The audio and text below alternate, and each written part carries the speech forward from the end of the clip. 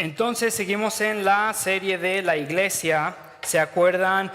El primer capítulo, la primera sección del capítulo. También se me olvidó comentarles, el bebé de Mabel y de Kyle nació bien, está gordito como vieron algunas fotos.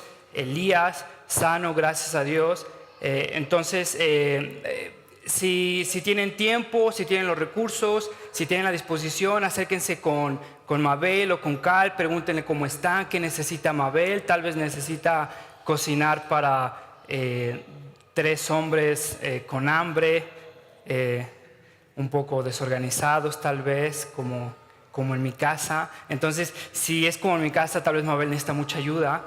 Si pueden, acérquense, pregúntenle cómo pueden ayudarle, ¿sale? Pero gracias a Dios el bebé está bien, Mabel está bien, está recuperándose. Y bueno, entonces eso sería. Seguimos en la serie de la iglesia. ¿Se acuerdan?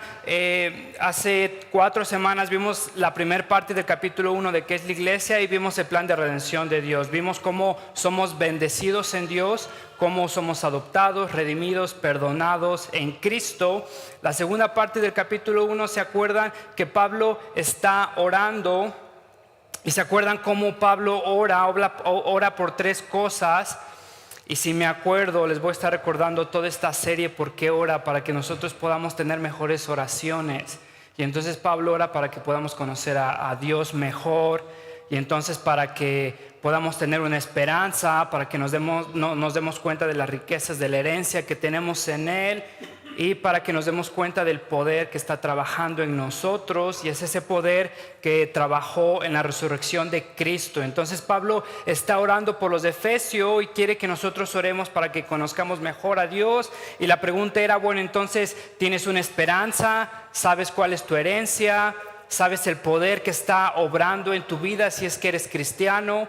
Y después la semana pasada vimos un repaso del Evangelio, Efesios 2, la primera mitad de Efesios 2. Y entonces vimos el pasado del cristiano, el presente del cristiano. Y vimos que la salvación no es por nada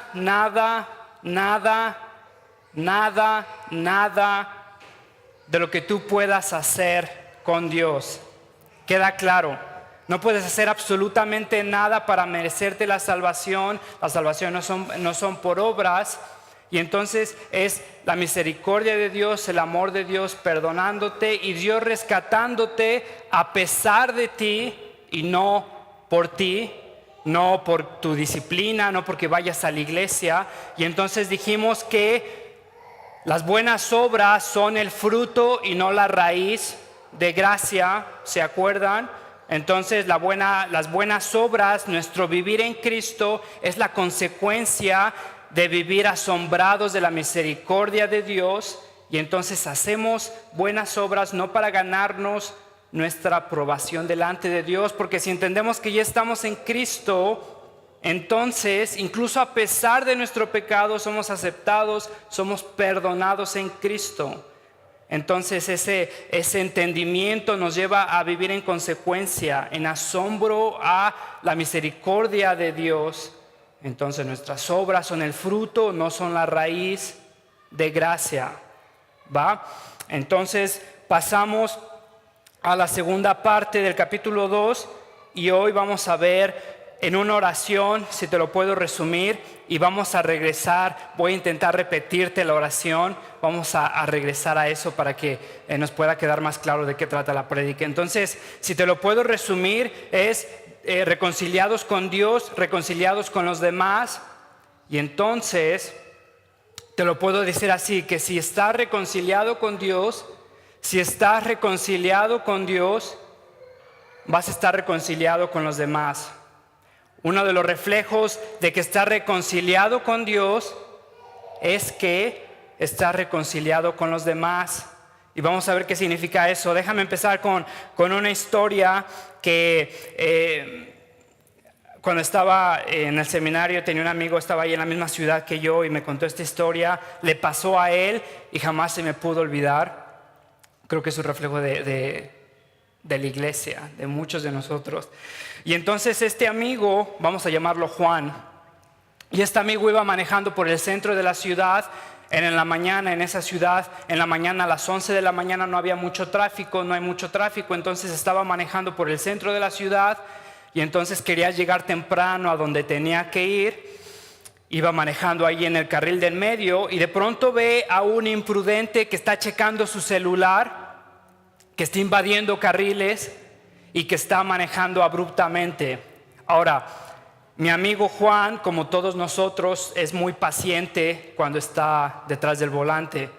Yo sé que todos ustedes son pacientes, igual que yo, pero fue el caso de mi amigo Juan, que detrás del volante en ese entonces se molestó mucho porque se dio cuenta que este conductor imprudente estaba checando su celular. Entonces él decía, bueno, ¿cómo es posible? ¿No puede esperarse? O sea, ¿qué tiene que hacer? ¿Mandar un mensaje? ¿Checar su Facebook? ¿Checar su Instagram? Casi va a ocasionar un accidente, va a haber muertos o va a haber heridos y este imprudente no se fija, no puede esperar. Entonces estaba molesto. Pero mi amigo es cristiano, entonces dice, bueno, me debo de tranquilizar, no debe de pasar de esto. Al final de cuentas, el conductor imprudente va a tomar su rumbo, yo voy a tomar mi rumbo y no va a pasar de ahí. Juan iba a tomar la próxima salida para salir a la avenida donde tenía que ir.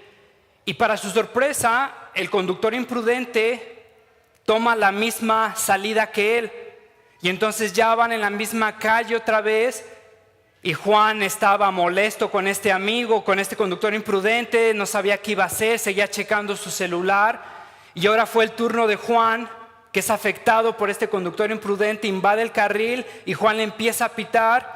La excepción de Juan, que se molesta con este conductor imprudente y en su razonamiento le quiere dar lecciones de manejo en ese instante y entonces lo que hace es acelera. Le pita al conductor imprudente y le trata de explicar cómo se maneja. Pero el conductor tenía la ventana cerrada, entonces el conductor ni cuenta se dio, seguía checando su Facebook o mandando mensajes, WhatsApp, lo que tenía que hacer. Y entonces Juan ya lo arrebasa y se pasa delante de él, por lo menos ya no me va a molestar, por lo menos si hace una imprudencia ya no voy a ser afectado. Dobla a la derecha porque es a donde iba, dobla a la derecha y a su sorpresa el conductor imprudente toma la misma derecha, igual dobla a la derecha. Entonces Juan ya de plano ahí sí ya decía, ok, esto no puede ser. Aparte de imprudente, me está retando, me está echando bronca, o sea, me está siguiendo. O sea, de plano que ya esto ya es demasiado. Entonces Juan me decía, mira, la verdad, nunca me imaginé en mi vida, nunca me imaginé que hubiera estado involucrado en una pelea de tráfico. Pero en ese momento, si hubiera llegado a golpes, estaba dispuesto. Entonces su corazón empezó a latir, se estacionó porque pensó que el otro lo estaba siguiendo, se estaciona, ya se estaba remangando la camisa y el conductor imprudente ni cuenta se da de la existencia de Juan, se sigue derecho y entonces Juan ahí se da cuenta de lo que acaba de hacer, ¿no? Cómo reaccionó a lo que estaba dispuesto a llegar. Y entonces, bueno, ya se tranquiliza, sigue su camino y este conductor imprudente estaba manejando un Cadillac negro y para Juan era así como, ya, o sea, se pasa porque está manejando un Cadillac negro, cree que puede hacer lo que quiera, no hay decoro, no hay prudencia en este mundo y bueno, entonces ya pasa el Cadillac negro, lo rebasa y entonces Juan tenía que ir a la iglesia esa mañana. Ya se tranquiliza, va a la iglesia, unas cuadras de donde se paró para estar listo para los golpes, va a la iglesia, se estaciona y para su sorpresa están en el estacionamiento de la iglesia y se estaciona delante de un Cadillac negro.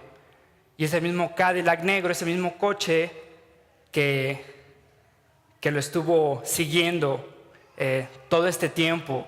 Ahora, Juan tenía que servir, en esa iglesia no había una mesita aquí, sino que en esa iglesia servían el pan y el vino. Entonces Juan tenía que servir esa mañana el pan y el vino.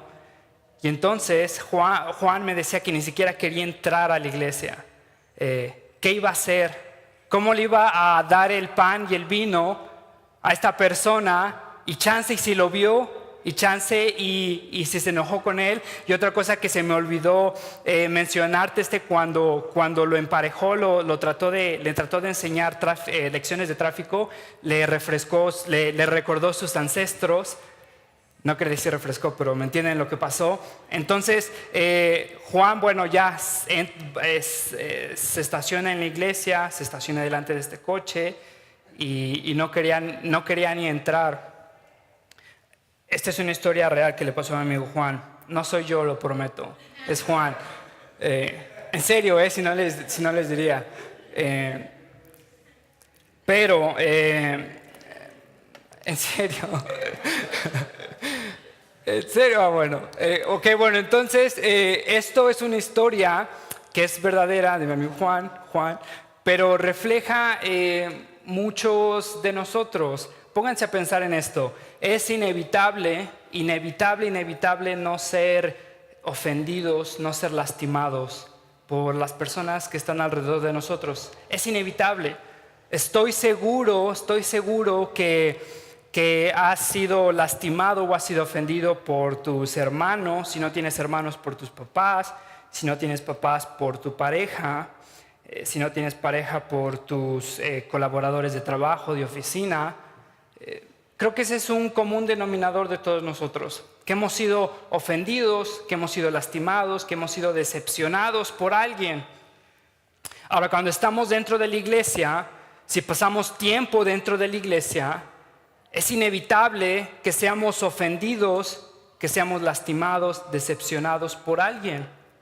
Ahora, ¿qué hacemos cuando somos lastimados, somos decepcionados por alguien? ¿O qué hacemos cuando nosotros somos los que decepcionamos o lastimamos a los demás? Y entonces Pablo va a hablar de eso en esta última parte del capítulo 2. Y entonces Pablo va a hablar otra vez del pasado, y Pablo te va a llevar al pasado del cristiano para pedirte algo bien difícil en tu presente. Y entonces Pablo te va a hablar del pasado no nada más porque le gusta la melancolía, porque es emo, sino te va a llevar al pasado porque te quiere recordar del pasado y te va a pedir algo bien difícil en el presente. Y entonces cuando te pide algo en el presente y estás tentado, te va a pedir ser miembro de la iglesia, ser unificado dentro de la iglesia.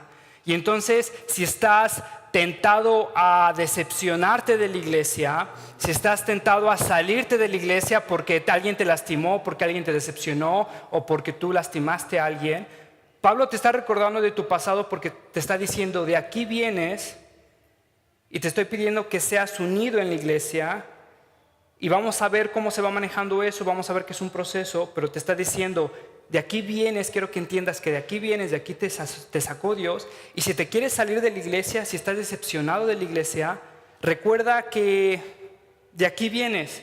O sea que esto, comparado de donde vienes, esto tiene un propósito, esto tiene un progreso, y esto es muchísimo mejor que del lugar de donde vienes. Entonces Pablo te está recordando de tu pasado. Vamos a ver cómo Pablo nos recuerda del pasado. En el versículo 11, Efesios 2, capítulo 11. Ok, y entonces dice: por lo tanto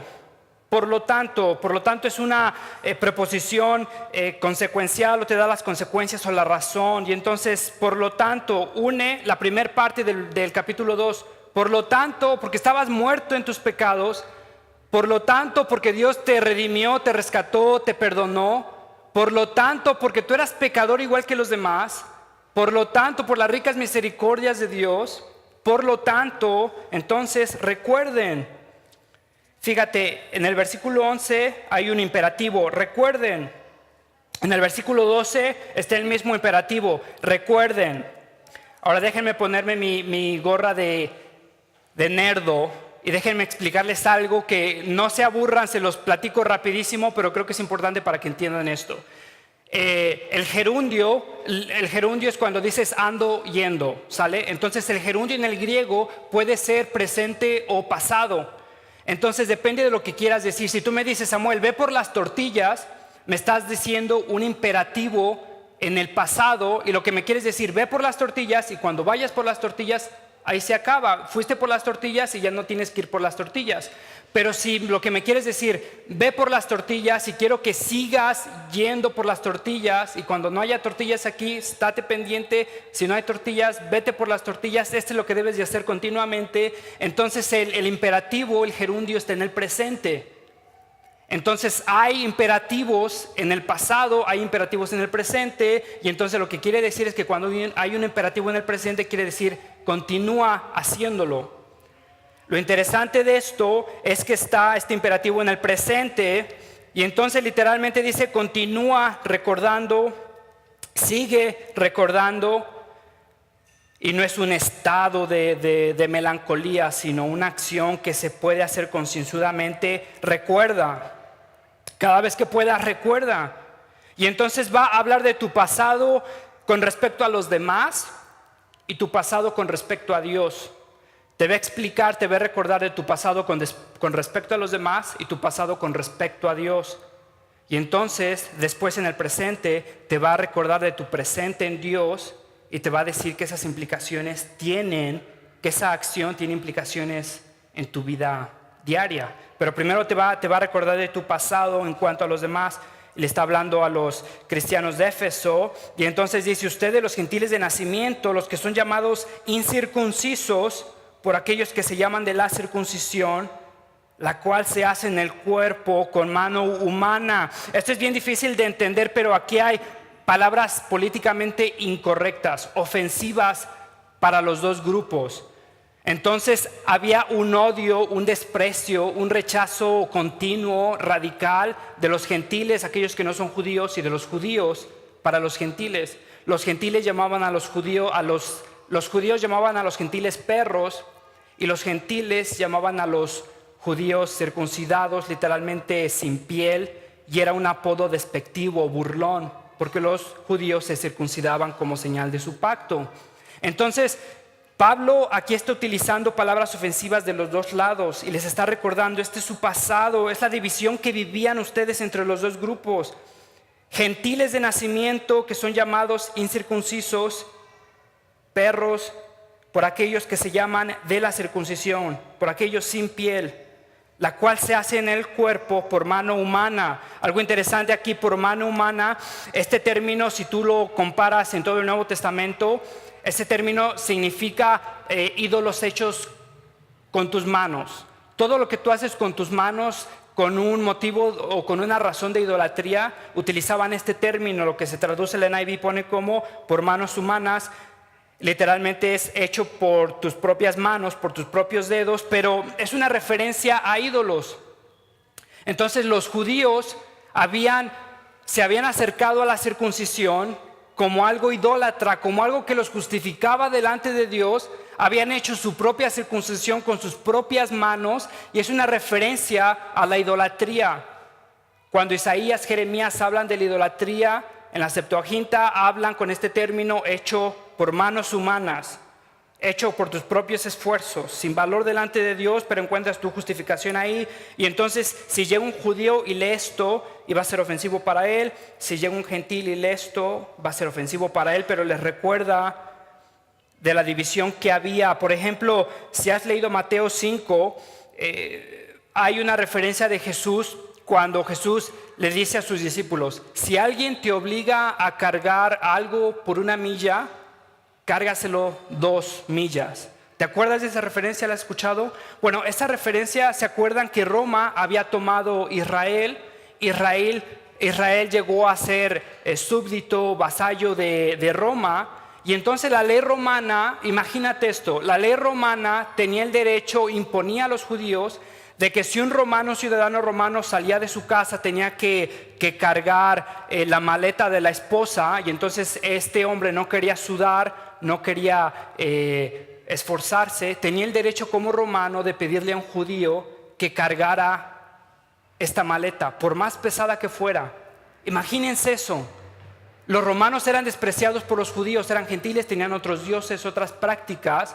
Más o menos, si Trump llegara a invadir a México, imagínense lo que era para los judíos. Cada mañana, cada semana, cada mes, someterse a las festividades de los judíos, de los romanos.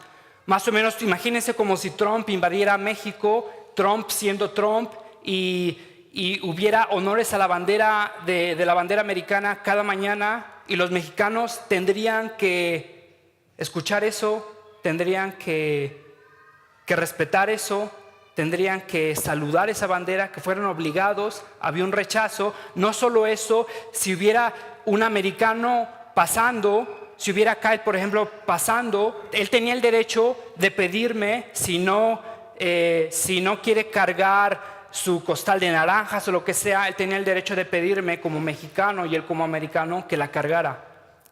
Y entonces ese era el contexto donde Pablo está escribiendo. Cuando Jesús dice, si alguien te pide, se está refiriendo a los romanos. Si un romano te pide, carga esto 1 milla, cárgaselo 2. Entonces ese era el contexto. No solo eso, 5 años después de que Pablo escribe esto, 5 años después, tan solo 5 años, hay una revuelta. Hay unos judíos radicales que se levantan en contra del Imperio Romano. El Imperio Romano llega, aplaca esa revuelta, quema el templo herodiano, el templo que se había construido, lo quema y hay más de 1000 muertos quemados en ese templo. Tan solo 5 años después de que pasa esto.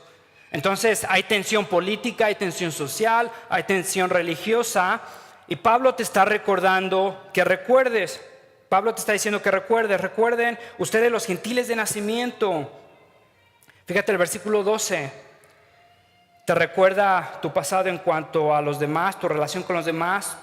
Te recuerda de tu relación con Dios. Recuerda en el versículo 12 que en ese entonces ustedes estaban separados de Cristo, excluidos de la ciudadanía de Israel y ajenos a los pactos de la promesa, sin esperanza y sin Dios en el mundo. Literalmente dice sin esperanza alguna y sin Dios en el mundo. Es interesante, si vas al Parque Juárez y si les preguntas, ¿tienen esperanza? ¿Qué crees que te digan? Te van a decir, sí tengo esperanza que pueda conseguir un buen trabajo, tengo esperanza que pueda conseguir una buena persona, tengo esperanza que mis hijos y bla, bla, bla. Ahora, Pablo no está caricaturizando a los que no tienen a Cristo. Pablo está diciendo que no tienen la verdadera esperanza. Y entonces cuando dice sin Dios, interesante que los gentiles llamaban a los judíos ateos, y era porque no querían quemarle incienso a César. César para ellos era Dios, y entonces los romanos llamaban a los judíos ateos. Pero Pablo está cambiando los términos y está diciendo, no, ellos son los verdaderos ateos, no tienen a Dios, no tienen esperanza. Entonces lo que Pablo está diciendo, está reconociendo que las demás personas tienen esperanza en una familia, en un buen trabajo, en su cuenta de banco, pero lo que está diciendo que esa esperanza no es esperanza en verdad, que no tienen esperanza alguna, están desesperanzados, ajenos a los pactos de la promesa, a lo que vimos en el capítulo 1, a los pactos de la promesa de ser redimidos, reconciliados, amados, adoptados, perdonados. Sin Dios no tienen ninguna esperanza. Entonces les está recordando de su pasado, y es algo interesante porque creo que va en contra de la cultura popular, tal vez, que si tienes un pasado difícil, que si tienes un pasado problemático, entonces la solución es olvidarte de ese pasado. Que ese pasado no te defina, que ese pasado no marque tu presente. Pero Pablo, fíjate lo que Pablo está diciendo, para entender tu presente debes de reconocer tu pasado.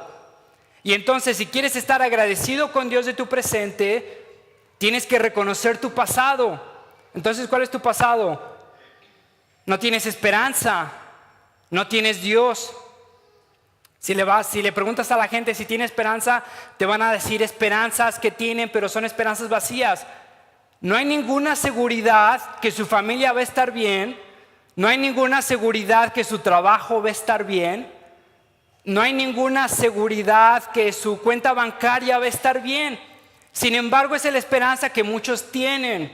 Ahora, la marca del cristiano es que su esperanza es una verdadera esperanza porque está en Cristo, está en las promesas de Cristo. Y entonces Dios no te promete que todo va a salir bien, que tu trabajo va a salir bien, que tu familia va a salir bien. Sin embargo, te promete que a pesar de que tu familia no esté bien, que a pesar de que tu trabajo no esté bien, que a pesar de que tu cuenta bancaria no esté bien, tienes las promesas objetivas reales de Dios. De ser adoptado, reconciliado, amado, perdonado. Estabas muerto y ahora eres resucitado. Ahora esa es la esperanza del cristiano. Y lo que marca al cristiano no es si lleva falda o no, no es si fuma o no, no es si toma o no, es si tiene una esperanza en Cristo y en las promesas que Dios ha prometido en Cristo. Entonces estamos tentados a ver si una persona es cristiana por la apariencia externa. Pero si esa persona tiene la misma esperanza en cosas banales, temporales, esa persona no tiene las promesas de un cristiano. Sin importar si va a la iglesia los domingos o no. Sin importar si se echa una cerveza los fines de semana o no. Ese es irrelevante en cuanto a cuál es su promesa, cuál es su fundamento, qué es lo que cree este cristiano y cómo esas promesas están influenciando su vida. Ahora Pablo te está diciendo eso. No tenías esperanza. Debes de reconocer tu pasado. Debes de dar gracias a Dios por tu pasado. Si olvidas tu pasado, pasan dos cosas. Que te olvidas de las consecuencias de tu pecado. Hasta dónde te llevó tu pecado. Entonces cuando recuerdas tu pasado, recuerdas de dónde te sacó Dios y a dónde estás hoy por la misericordia de Dios. Y cuando olvidas tu pasado no puedes darle gracias a Dios, no puedes dar un testimonio de la bondad de Dios. Si te contara muchos de los amigos que tengo de mi pasado, muchos ni siquiera viven. Murieron por adicciones, murieron por malas decisiones o están en lugares de recuperación de adicciones o lo que sea. Y entonces al recordar mi pasado recuerdo que no fue por mi bondad, sino a pesar de mi corrupción que Dios me rescató. Entonces recuerda tu pasado, recuerda de dónde te sacó Dios, las consecuencias de tu pecado, pero también recuerda la bondad de Dios. Y entonces el cristiano dice y reconoce: no soy lo que debo de ser, no soy lo que debo de ser. Y yo, más que cualquier otra persona, estoy consciente que yo, Samuel, no soy lo que debo de ser. No soy el padre que debo de ser, no soy el pastor que debo de ser, no soy el predicador que debo de ser, no soy el hijo que debo de ser. Pero el cristiano entonces dice: aleluya, no soy lo que era antes. No soy lo que debo de ser, pero no soy lo que era antes. Y entonces ese es el testimonio del cristiano. Es la bondad de Dios a través de su pecado, a pesar de su pecado. No es porque era muy disciplinado, no porque tomó una decisión en cuanto a Dios, porque era espiritualmente más maduro que los demás, porque era intelectualmente más maduro que los demás. Era porque la bondad de Dios estuvo trabajando a pesar de su pecado. Y entonces Dios lo rescató, Dios lo redimió. Y entonces Pablo te está diciendo: recuerda, continúa recordando tu pasado. Y entonces te recuerda de tu pasado y te va a recordar de tu presente. Versículo 13, fíjate, versículo 13. Pero ahora, ¿te acuerdas Efesios 2? Pero Dios, que es rico en misericordia. Entonces está diciendo: pero ahora, en Cristo Jesús. Compáralo con el versículo 11 cuando está diciendo: en la carne, eran circuncidados en la carne.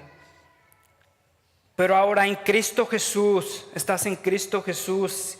Si eres cristiano, estás en Cristo Jesús. Pero ahora en Cristo Jesús, a ustedes que antes estaban lejos, Dios los ha acercado mediante la sangre de Cristo. Y entonces Dios acerca a su pueblo a Cristo. Y pasa algo bien interesante, que cuando te acercas a Cristo, por consecuencia, te acercas a las demás personas. Y entonces Pablo te está recordando de tu pasado, cómo eras extranjero, cómo eras enemigo con los demás. Y te está diciendo: pero ahora en Cristo Jesús, a ustedes que antes estaban lejos uno entre otro y lejos de Dios, Dios los ha acercado mediante la sangre de Cristo. Fíjate en los medios de esta reconciliación, en los medios o en el instrumento. Versículo 13, pero ahora en Cristo Jesús, versículo 3, en Cristo Jesús, mediante la sangre de Cristo. Versículo 14, Cristo es nuestra paz, mediante su sacrificio.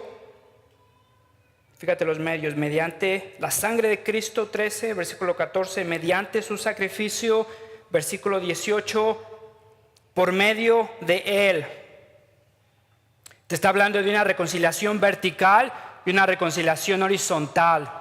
En otras palabras, Dios dio a su Hijo fue voluntariamente a la cruz a ser aplastado por tus pecados para reconciliarte con el Padre y para reconciliarte con los demás. Entonces, Dios vertió su sangre, Cristo dio su sangre para reconciliarte con el Padre y reconciliarte con los demás. Si entiendes el Evangelio, entiendes que el plan de salvación, el plan de redención, el plan de reconciliación, no solo es reconciliarte con el Padre, sino reconciliarte con los demás. Vamos a ver más tarde que todos tenemos acceso al mismo Dios mediante un espíritu. Entonces, si estás en Cristo, tienes acceso al Padre, al mismo Dios, mediante el mismo espíritu. Entonces, ponte a pensar en esto, que si estás en Cristo, vas a tener acceso al Padre junto con otra persona que tal vez no puedes ver, no puedes soportar, no aguantas, por medio del mismo espíritu. O sea que al final de cuentas, mientras Dios está trabajando su plan de redención y está trayendo a los dos grupos, ya sea judíos gentiles, ya sea jalapeños norteños, ya sea grupos divididos, mientras los está trayendo así, entonces los está trayendo más cerca uno del otro. Y si entiendes eso, te vas a dar cuenta que va a haber un día cuando Cristo culmine su plan de redención, cuando se siente a la diestra del Padre, cuando se siente en el trono, cuando inaugure su reino, y entonces vas a tener que estar ahí para siempre con gente que no soportas. Ponte a pensar en eso, si están en Cristo. Si no están en Cristo, tu mandato como cristiano es orar para que estén en Cristo, pero ya que estén en Cristo, Dios los está reconciliando consigo mismo y Dios los está reconciliando con los demás. Entonces, Pablo te recuerda de tu pasado. Muchas veces creo que estamos tentados como a salirnos de la iglesia porque somos lastimados por las demás personas. La iglesia, una de las ideas es que está llena de hipócritas. Y sí está llena de hipócritas y eres bienvenido junto con todos nosotros. Pero la iglesia es una iglesia imperfecta. Vamos a ver ahorita, no me quiero adelantar, pero son personas que se ofenden unos a otros y muchas veces estamos tentados a salirnos, olvidarnos de la iglesia. Pero Pablo te está recordando de tu pasado. Mira, lo que pienses de la iglesia ahorita no se compara a tu pasado y no se compara al futuro. Pero entonces Pablo te está diciendo, te recuerda de tu presente en Cristo, te recuerda del Evangelio, los versículos 16 al 17, Efesios 2, 16, 17. Entonces habla de los medios de Cristo Jesús y entonces te recuerda del Evangelio otra vez. No nos graduamos del Evangelio, siempre estamos impulsados por el Evangelio para reconciliar con Dios a ambos en un solo cuerpo mediante la cruz. Para reconciliar con Dios a ambos en un solo cuerpo mediante la cruz, por la que dio muerte a la enemistad. Por la que dio muerte a la enemistad. Entonces Pablo te está diciendo que el Evangelio es que Cristo murió por tus pecados, no solo por tus pecados, sino por los pecados de la persona que te ofendió. Cristo murió por tus pecados, murió por los pecados de la persona que te ofendió, y en Cristo entonces destruyó toda enemistad. Después ahí te va a decir en el versículo 15, te va a explicar cómo. Pues anuló la ley con sus mandamientos y requisitos. Esto lo hizo para crear en sí mismo de los dos pueblos una nueva humanidad, literalmente una nueva raza humana, algo totalmente diferente. No es que el gentil se haga más judío, ni el judío se haga más gentil, algo totalmente diferente. Pero fíjate en el versículo 15, pues anuló la ley con sus mandamientos y requisitos. Anuló la condenación de la ley. Entonces, eres aceptado delante de Dios no por lo que hagas en cuanto a la ley. Era algo que separaba a los judíos y esto tiene repercusiones para nosotros, porque entonces Pablo nos está diciendo que nuestra justificación ya no es en cuanto a nuestra obediencia, ya no es en cuanto a preceptos culturales que nos podemos ofender. Entonces, solo hay alguien que perdona y solo hay alguien que justifica y es a través de Cristo. Y entonces, si Cristo nos justifica, nosotros no tenemos derecho a llamar a otra persona no justificado por cuestiones de que no obedeció algo que ya no está vigente. Muchas veces nos separamos por cuestiones culturales en cuanto a cómo se ve una iglesia, cómo se visten los de la iglesia, cómo se maneja la liturgia de la iglesia, y nos separamos en eso. Y fíjate que está diciendo, Cristo anuló la ley, la condenación de la ley, los preceptos de la ley. La justificación está en Cristo. No está en tu obediencia o en tu falta de obediencia, lo que tú pienses que es obediencia. No está en preceptos culturales que son extrabíblicos. Si una persona baila, si una persona fuma, si una persona toma, para muchos esto va a ser así como... Pero Cristo está justificando en base a su muerte en la cruz, no en base a cuestiones culturales, no en base a cuestiones extrabíblicas. Y entonces Él está diciendo que está haciendo un cuerpo.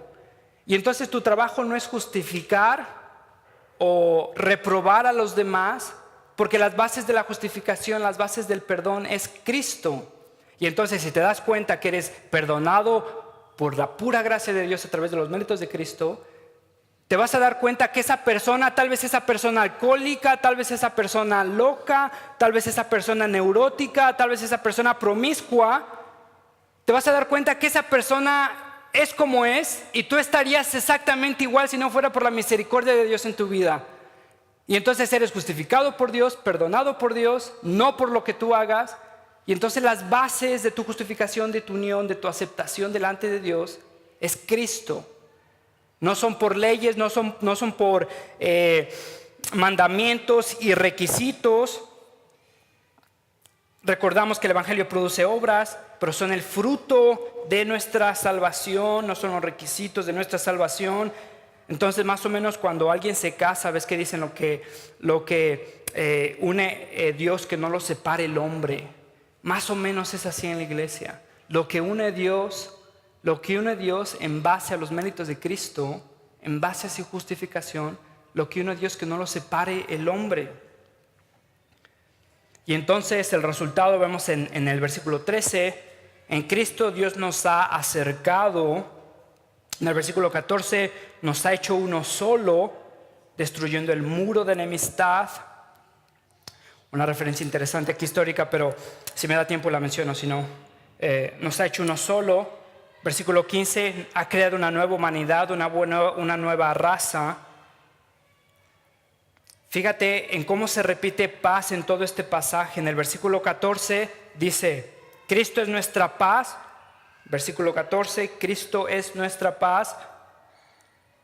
En el versículo 15, pues anuló la ley con sus mandamientos y requisitos. Esto lo hizo para crear en sí mismo de dos pueblos una nueva humanidad y hacer la paz. Cristo es nuestra paz, vino a hacer la paz. Y en el versículo 17, Él vino y proclamó paz a ustedes que estaban lejos y paz a los que estaban cerca. Si te das cuenta de cómo habla paz, reconciliación, uno. Versículo 19, por lo tanto ya no eres extranjero, sino eres miembro de una familia, te guste o no, eres miembro de una familia. Y déjame cerrar con cómo luce esto. En el versículo 20, Pablo ya está cerrando su argumento. Y entonces dice, ya no eres extranjero, sino eres miembro de la familia de Dios, eres adoptado. Versículo 20, edificados, otra vez, déjenme poner mi gorro ñoño. Edificado es un gerundio en el presente, continuo. una acción continua. Sigue siendo edificado, continuamente edificado. Edificado sobre el fundamento de los apóstoles y los profetas. Habla apóstoles y profetas en cuanto a la fundación de la iglesia. No habla en cuanto a dones proféticos al final de la iglesia. Habla en cuanto a Pablo, Pedro, en cuanto a la iglesia se estaba esparciendo, el papel de profeta, el papel de apóstol que se cumplía ahí, y entonces nuestro fundamento es ese. No tenemos otro fundamento hoy en día sobre el fundamento de los apóstoles y los profetas, siendo Cristo mismo la piedra angular. Fíjate, otro gerundio presente. En él todo el edificio bien armado se va levantando, siendo edificados, levantándose para llegar a un templo santo en el Señor. En él también ustedes son edificados. Fíjate entonces que es un presente continuo, que no está diciendo ya fueron edificados, están siendo edificados. Ahora no sé, pero cuando vas a una casa que está siendo edificada, muchas veces vas a encontrar un desastre. Muchas veces vas a encontrar cosas que no te esperabas que estuvieran allí, pero el albañil, si sabe lo que hace, está edificando la casa y está poniendo las cosas donde deben de estar. Llegas a una iglesia muchas veces y ves cosas que no te esperabas ver. Ves muchas veces desorden en cuanto a lo que todos debemos de ser. Pero entonces Pablo te está diciendo que estamos siendo edificados. Estamos trabajando. Dios está trabajando en nosotros. No es una acción que ya terminó, sino que seguimos siendo edificados.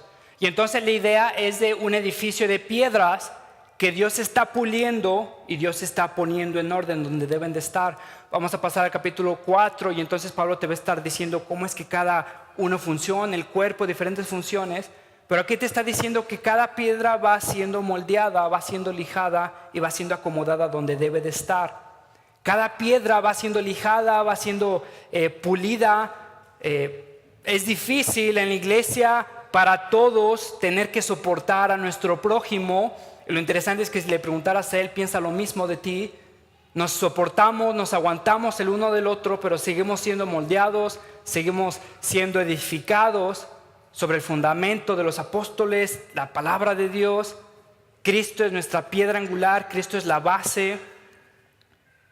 Y entonces Pablo está reconociendo que es un trabajo en proceso, que es un trabajo difícil, pero te está dando las bases, que es el evangelio. Si Cristo te perdonó, tú perdonas a los demás. Si Cristo te unificó, vas a buscar unidad.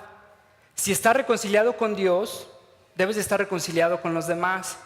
Si estás reconciliado con Dios, debes de estar reconciliado con los demás. Si estás reconciliado con Dios, debes de estar reconciliado con los demás. Si estás reconciliado con Dios, debes de estar reconciliado con los demás. Ahora, sinceramente, para muchos de nosotros es un proceso largo, es difícil, estamos siendo edificados. La forma en la que luce no me daría tiempo de ver todos los matices de cada situación, pero te diría que el cristiano debe de tener una disposición a la reconciliación. El cristiano, si entiende el evangelio, si entiende que ha sido reconciliado, debe de buscar la reconciliación en cuanto a sus posibilidades. Y entonces lo que Pablo te está diciendo es que todos somos parte de un cuerpo, estamos siendo moldeados, edificados. Y Cristo, por medio de la cruz, desapareció cualquier enemistad. Ya no hay judío, ya no hay griego, ya no hay esclavo, ya no hay libre. Ya no hay diferencias que antes nos separaban, sino todos estamos en Cristo, si es que vivimos en Cristo.